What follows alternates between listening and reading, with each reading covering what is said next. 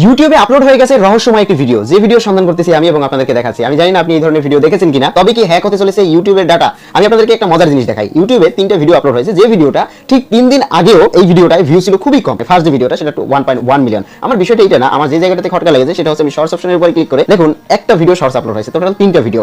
আমার ভিডিওর মূল উদ্দেশ্য এটা না, আমি জাস্ট এটার উপরে যখন ক্লিক করেছি, ক্লিক করার পরে ভিডিওটা 150 ঘন্টা। একটা ইউটিউবে ঠিক 3 মিনিটের বেশি শর্টস ভিডিও আপলোড করা যায় না। ইউটিউবে 3 মিনিটের বড় যদি ভিডিও আপলোড করা হয় সেটাকে লং ভিডিও হিসেবে ইউটিউব ধরে নেয়। সেখানে 150 মিনিটের একটা ভিডিও সেটা কিভাবে শর্টসে আপলোড হলো, নাম্বার 1। নাম্বার 2, আমি আপনাদেরকে যদি একটু দেখাই এই ভিডিওটা কেমন মিরাকেল একটা ভিডিও দেখুন। ভিডিওটার ওয়াচ টাইম 1 2 3 4 5 6 7 300, মানে টোটাল 1.2 মিলিয়ন ঘন্টা। আমি যদি সেই হিসাব করি তাহলে প্রায় 140 বছর সমান একটা ভিডিও। মানে এই ভিডিওটা যদি আমি এখন প্লে করি তাহলে এই ভিডিওটা শেষ হবে ঠিক 140 বছর পরে। ইন্টারেস্টিং না? এবার এই ভিডিওটা যদি আমি প্লে করি, প্লে করার পরে ইউটিউবের নিয়ম অনুযায়ী ভিডিওটা 12 ঘন্টা পরে ঠিক ক্লোজ হয়ে যায়। আমি আপনাদেরকে দেখাচ্ছি, ভিডিওটা প্লে হতেও সময় নিচ্ছে, মানে সার্ভার থেকে ভিডিওটা প্লে হতেও সময় নিচ্ছে। আমার নেট প্রবলেম না, এই যে লোডিংটা নিচ্ছে এটা কিন্তু নেট প্রবলেম না। এবং এই ভিডিওটা 3.8 মিলিয়ন ভিউ হয়েছে।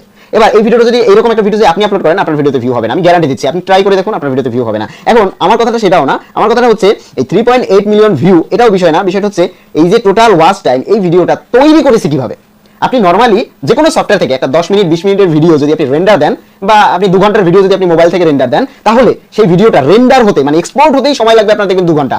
সেখানে এই ভিডিওটা রেন্ডার হতে মানে 1.2 মিলিয়ন ঘন্টা। সেখানে এই ভিডিওটা রেন্ডার হতে কয় মাস বা কয় বছর লেগেছে আমি জানি না। এবং সেটা কিভাবে আপলোড হলো এবং এই ফাইল সাইজও বা কত, মানে এটা ইউটিউব কতটা অ্যাকসেপ্ট করবে। মানে বিষয়টা হচ্ছে কি, এটা যখন মানুষ ক্লিক করে ভিডিওটা কিন্তু প্লেই হয় না।